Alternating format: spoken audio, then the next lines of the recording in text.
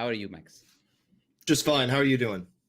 I'm great. You're proudly holding the flag of atheism in your name, yeah? Essentially, right? Yes, You're like, I'm the atheist. the one and only. Do you believe atheism is something to be proud of?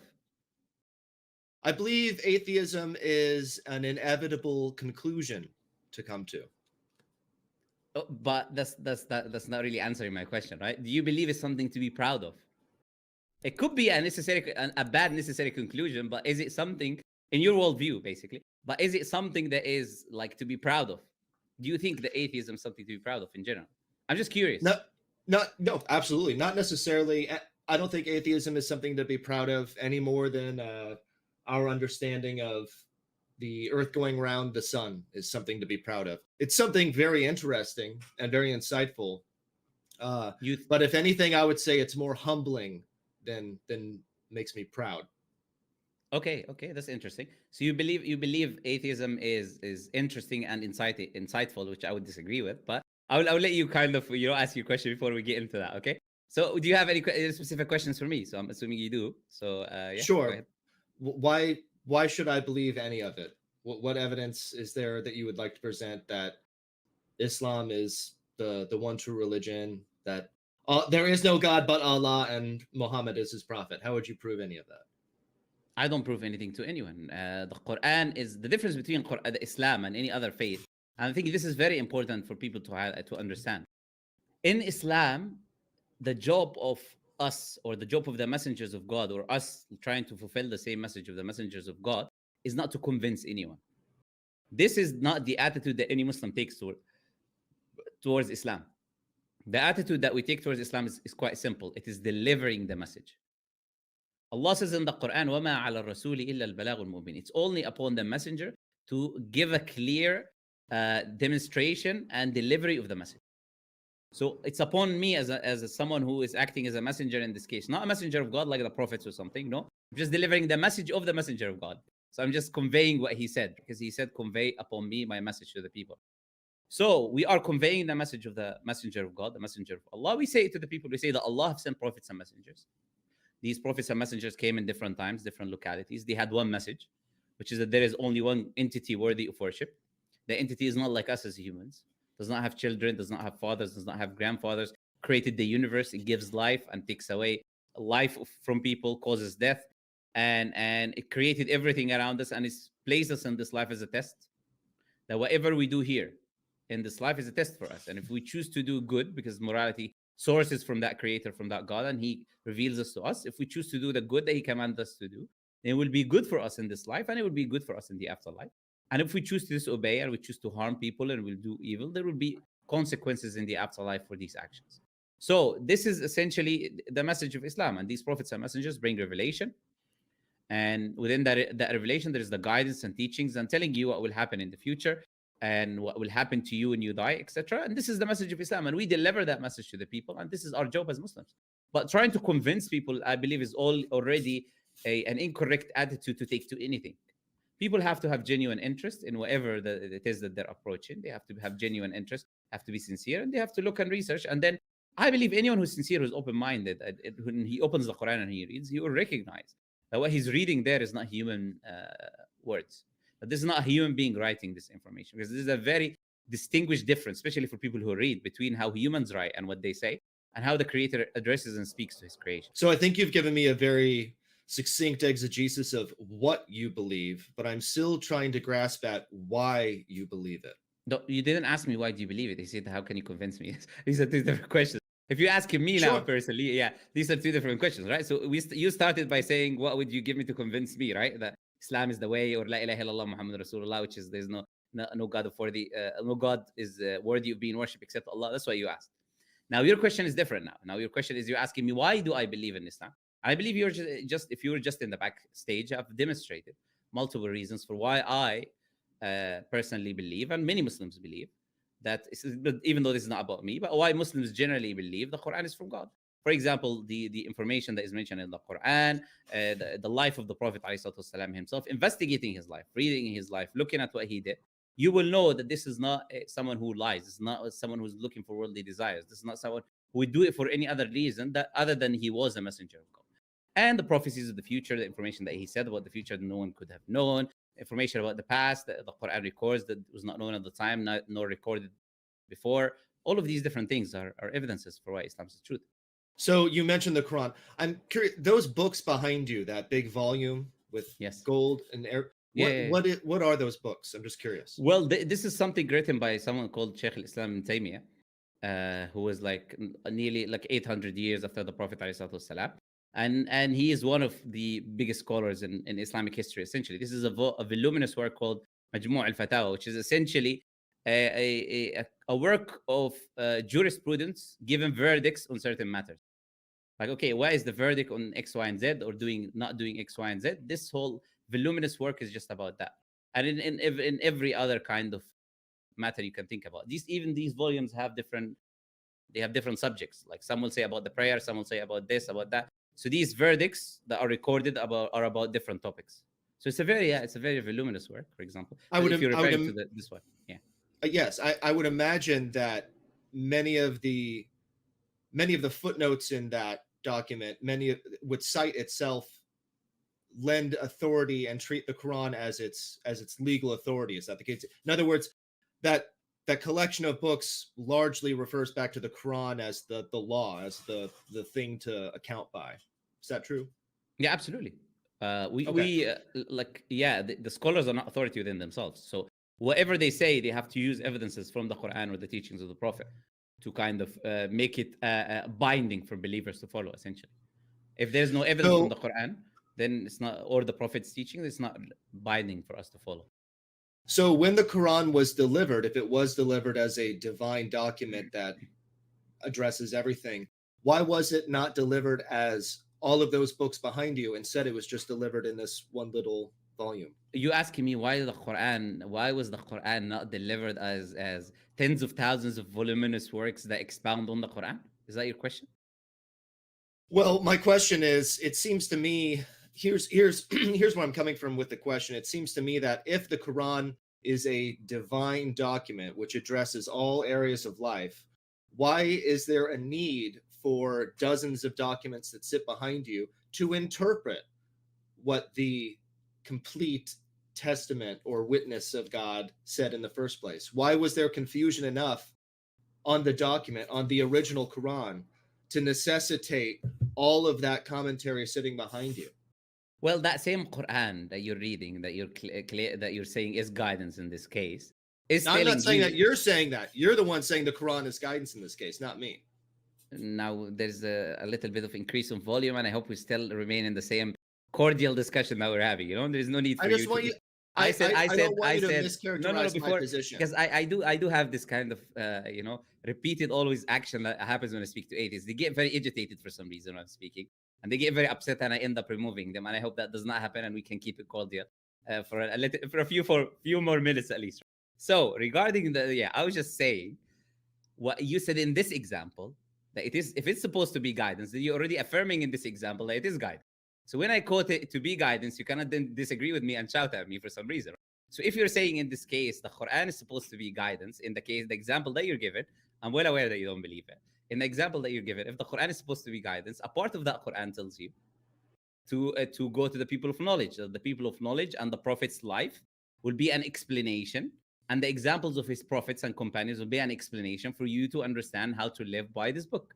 So the a part of the Quran directs you to those people of knowledge, because it's also directing you by guidance, that that not everyone has the same level of understanding. Someone might take the Quran and understand it very well. Someone might understand it less. That will need someone to help him, give him a little bit of expounding, teach him a little bit. That doesn't mean it's confusing. Expounding upon something which is wise does not necessitate that the statement that was made was confusing or incorrect. The Hadith, for instance. Yeah, the Hadith or anything. The Prophet is the example, as the Quran says for us. For example, Allah says, لَقَدْ كَانَ لَكُمْ فِي رَسُولِ اللَّهِ أُسْوَةٌ حَسَنَةٌ. You had in the Prophet of Allah a great example for whoever wishes the last day. Whoever wishes goodness in the last day, you had an example in the Prophet. So we look at the life of the Prophet, how he lived his life. Allah tells us about his companions and those who followed them, not just his companions, but we have tabi'un and atba' tabi'un, the generations, a couple of generations that came after, because the Prophet told us that the best of generation is my generation, i.e. in faith and belief and adherence, and those who come after them, then the one who come after them. So for us to take and learn from these early generations. And this is, for example, what you'll see Sheikh al-Islam ibn Taymiyyah and this voluminous work is doing. He's referring to these people, the companions of the Prophet who learned directly from him because he was the example, or the students who took from them, or the students of the students who took from them. So the Quran itself is not the final revelation. When did I say that? In I was just answering right now. I'm asking, is the Quran the final revelation? Yeah, Quran is the final revelation. Yes. Then why are there revelations and guidances which come after it? Where is the revelation that is coming after it? They're sitting right behind you. Did I claim that the works of Ibn Taymiyyah was revelation? Is it guidance? No, you said revelation, and now we changed it to guidance. I said guidance. I said guidance as revelation. Please allow me to speak. May you allow me to speak so that you don't misrepresent? I feel like you're asking me a question, and whenever I speak, you interrupt me and then say to allow you to speak. That makes no sense. Well, I would like to have a dialogue. You want to speak? Sure. Okay, yes. but when you ask me a question, do not interrupt me mid answering, please. Go ahead. Okay. Because your question was, is it a revelation? Is the books before? I was answering, and then you interrupted me. So you pick one. Do you want me to speak or you not want me to speak? Go ahead. Thank you for permission to speak on your stream. I appreciate it. So if the Quran is the final revelation, and that final revelation guides you towards the teachings which will come after it, and the teachings of the disciples of Muhammad and so forth, the Quran itself cannot be the final guidance and revelation, because there is additional guidance as revealed, as God says will be revealed to people who come after. For instance, the caliphs and the imams which came after. Do you see what I'm saying? No, because no one said in this conversation from my side that the books behind me are revelation. We are saying that they are expounding. Guidance? Again, you see, I'll let you speak. I can easily let you speak, but you cannot let me speak for some reason because I'm going to refute what you say, with all due respect. So none of us have said that the books behind me is a revelation. The only revelation that we believe is binding. And in fact, I answered that in the beginning of this conversation. I said any scholarly work is not binding. And you were supposed to be listening to me. I hope you were. When I was describing that, I was clarifying clearly that whatever in this book, unless it's backed up by the Quran or Hadith, is not binding for me as a Muslim. So there is a lot of things that can be written here in this voluminous work that I can easily reject. I can say, okay, there's the opinion of a scholar at a specific point of time, but I do not need to accept because that's not a revelation coming from God that is expounding on the revelation, just explaining to me the revelation. But somehow either you're conflating explanation of revelation as a revelation, which is obviously no one makes that point ever in history, but it's a new point, so it's good to listen to new points of view. Go ahead. Yeah. So the expounding or the explanation that you just said that are in those books that you could choose whether or not to accept or reject. Did I characterize that correctly? No. Oh, you didn't say that? Okay. No. I said... Could you say it again? Oh, no problem. I'll say it again. I'll say it slowly. The books behind me is a work of a scholar. Scholarly work by itself is not binding. What is binding is the Quran and Hadith. So if a scholar gives evidence from Quran and Hadith, I follow it because it's Quran and Hadith, not because it's a scholarly statement. He's just explaining that scholarly statement or expounding upon that scholarly statement, the meaning of the scholarly statement, the meaning of that revelation. He's not introducing new revelation or new meaning or an opposite meaning to what the text already says. Are you ultimately relying on your own interpretation of the Quran when deciding whether or not to abide by the teachings from those scholars? No, I don't rely to I don't base my life on my own interpretation of the Quran. We believe that is what misguided the previous civilization. I base everything on the Quran and Hadith and the life of the Prophet, how he understood the Quran, how he applied the Quran, and his companions, how they understood the Quran, how they applied the Quran, and their students, and the scholars who expound the meaning of the Quran, that the Quran itself tells me to learn from them. Are there scholars of the Quran whose interpretations and explanations of the Quran you personally disagree with? Absolutely, yeah. 100%. No doubt about that, yeah. There is many, absolutely. But it's not I personally disagree with. It's not that I personally disagree with. It's that they do not have sufficient evidence to back up their point. So the reason I would disagree with them or reject their positions is because it's not backed up by evidence, while another position opposite to them will be backed up by evidence. So it's not about my personal preference. It's about what the text shows me to follow and not to follow. Which text? The Quran and Hadith. Do both, okay, so scholars in the group that you agree with and scholars in the group that you disagree with on various points, do they both not use the Quran as their same base source text? Not necessarily, no. For example, I'll give you a very basic example. There are schools of thought in jurisprudence. For example, there's a school of thought, and in a called the Hanafi, for example, and they have a position on marriage. When you conduct the marriage ceremony, is there a necessity for us to have two witnesses during the marriage ceremony? And the position of the Hanafi, for example, is you don't need two witnesses. The overwhelming majority of the rest of the scholars say no, you need witnesses. Now, in this case, when you look at the Hanafi position, they don't have evidence saying that you don't need, while the other side have clear-cut evidence from the Prophet that there is no marriage without two witnesses. And any marriage that was conducted without two witnesses is considered invalid. So in this case, someone might ask, okay, why did they take that position to begin with? The reason is that narration of the Prophet did not reach them. That information did not reach them. So they based the ruling without the evidences reaching them, while we still have the evidences from the other overwhelming majority of scholars. So we do not take that position of that scholar because he does not have evidence to support his claim. Does that make sense now? I hope so. That makes sense. Sure. So what you're saying is that there was a latency period between God revealing something or the prophet interpreting something from that revelation and the news actually reaching to the people, at least regarding how many witnesses to have at a wedding. No. I said that I said that the overwhelming majority of scholars already have the evidences reaching them, while one person in this case, or one view, or one school of thought, did not, in this particular matter, get the evidence. But the evidences was there with if the overwhelming majority of scholars disagree, they disagree because the news reached them. So if one individual somewhere, in some place, did not hear evidence for something, that does not mean that there was a latency of God's guidance reaching the people. That just means that that one individual did not hear that specific point regarding that specific issue. When that one individual, Muslims, you know? Yes. When that one individual did hear that point, did they change their view? Yeah, there are many. There actually, Abu Hanifa himself, actually, may Allah have mercy on him. He said, not only him, but all of the imams of the four schools of thought in Islam, they said that if anything I say goes against the text, reject it. And whenever they saw evidences opposing some of what they believe, then they change it. In fact, a prominent example of that is Imam Shafi'i, who's another imam of one of the schools of thought, the Shafi'i school of thought. He had one position when he was in one land, and when he traveled in Iraq and Egypt. He changed many of his views when he came across a lot of the evidences that he did not know before. So he changed his previous positions into new positions. So now, and this is the easy way for us, the work is all done. What we need to do as Muslims is we look at the scholarly opinions. We look at the evidence. If there is evidence supporting, and most of the time, the overwhelming majority of the scholars will have the evidence. And the people who didn't, they probably have missed the evidence here or there, which is very easily demonstrated because they don't have evidence to support their point. So we will go with the overwhelming majority of the scholars, and the guidance is already there and present in every civilization. And if you read these books and research, you'll find them. So you say the work is already done? Yeah. The work is already. Which, if you're referring to jurisprudence, most of the work is done. Yes, unless there is some new thing happening today in technology or this or that.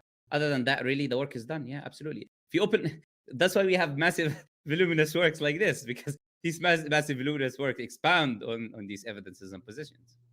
So why are there still legal and religious denominational disagreements between Muslims if the work has been done? If the matter is concluded? Yeah, because and I'm going to answer this, then I'm going to ask you a few questions, because I've given you like plenty of time to ask me questions, and there are people in the backstage as well. So the reason is simple, it's very simple. The reason is not everyone defers to the evidence when there's a disagreement. There are people who have diseases in their heart. There are people who like to follow their own desires. There are people who intentionally want to change the text. There are people with harmful intentions. There are hypocrites that pretend to be Muslims while they're not Muslims. There are many reasons why you will have certain people disagreeing and changing teachings of Islam because they just don't like what the text says. And that does not change the reality that the guidance is there. And if you were to look, you would find the guidance in the end. And that the Quran itself teaches you. If you disagree over anything, you have to return it to the text. It's mentioned explicitly in the Quran in chapter 4 that obey Allah, obey the messenger and those in authority among you. And if you disagree over anything, if you differ over anything, return it to Allah and the messenger. So Allah tells us what to do, and not everyone follows the instructions given in the Quran. Now, my question to you now, which is to see how you're living your life now. So how do you decide anything to be good or bad, or what to do or what not to do in your life? Because you're asking me how I decide and what I do. How do you do it? I don't believe in good and bad. I believe in cause and effect.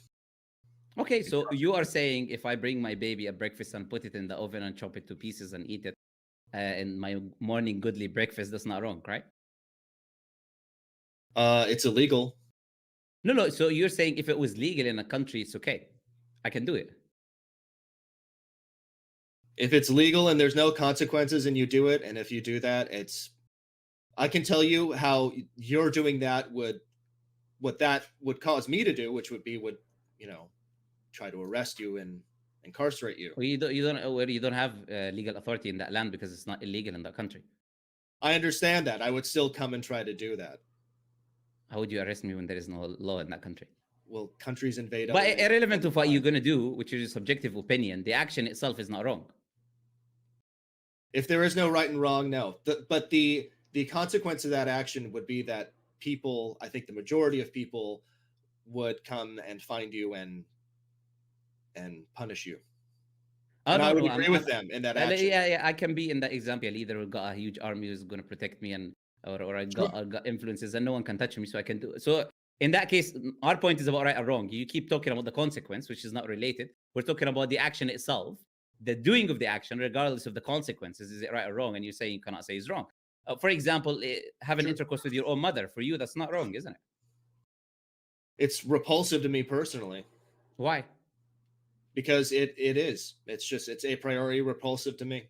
That doesn't address whether it's ethical or moral or not. I'm just saying it's gross and I wouldn't do that personally. Just Why like is you it probably gross? wouldn't have, because for the same reasons that I'm guessing you wouldn't want to have sexual intercourse with a member of the same sex or a dog or No, something, because it's gross. I understand that you have a reason you believe that's wrong, and I understand that. What I'm saying is I don't believe in the right and wrong. I'm just saying I wouldn't do that because it's gross. I am yeah, personally repugnated by it, not yeah. because it's wrong, but because it is gross to me. So you're socially conditioned to believe you shouldn't have intercourse with your mother. But if you were socially conditioned to believe it was not gross, you probably do it. Uh, I mean, I love my mother, but she's not exactly my type either. So if I was socially conditioned to where that was more acceptable, Based on the cause and I, effect, I cause and I effect still your worldview. probably.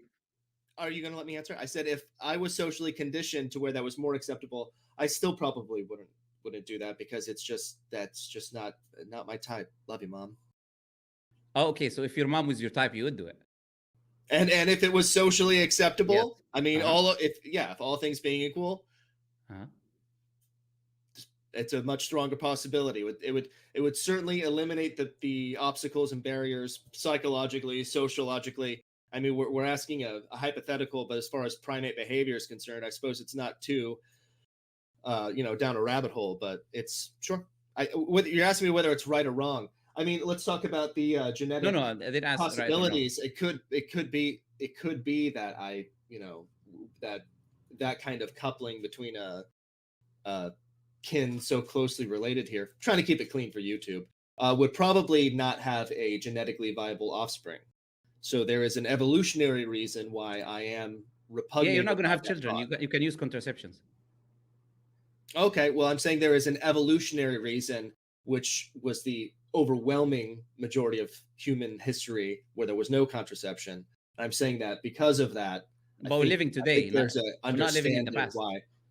I understand. You're asking, well, maybe you're not asking, but I'm telling you part of why we find that repugnant and gross and disgusting. And it's because genetically that's not a very viable thing to do.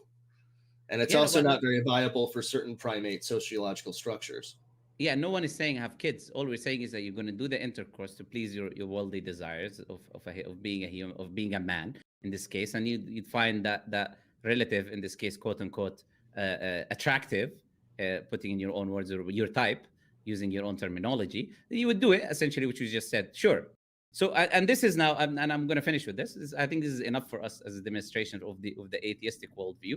And this is why I asked in the beginning of this discourse and discussion: do you think atheism is a positive thing, or is something to be proud of? And the reason I asked that question is this: essentially, is that the atheistic worldview If it would really, and I would appreciate at least you're being honest. A lot of atheists are not.